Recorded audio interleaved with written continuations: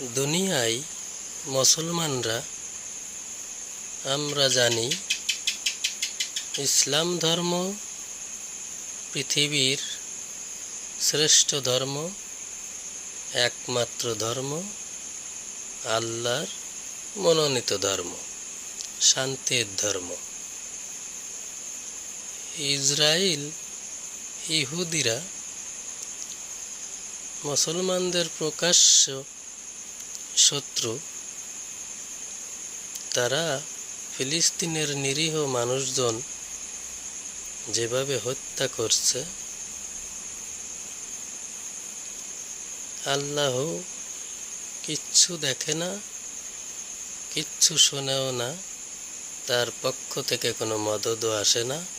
সমস্ত মুসলমানরা, পৃথিবীর যত মুসলমান, তারা কেউ কোনো কথা বলে না।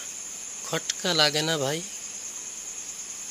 খটকা তো মনের মধ্যে অবশ্যই লাগে।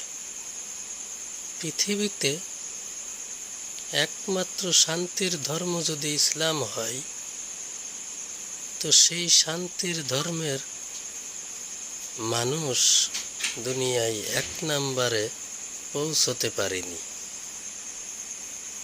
1 নম্বরে রয়েছে খ্রিস্টান। খটকা লাগে না ভাই? খটকা অবশ্যই লাগে।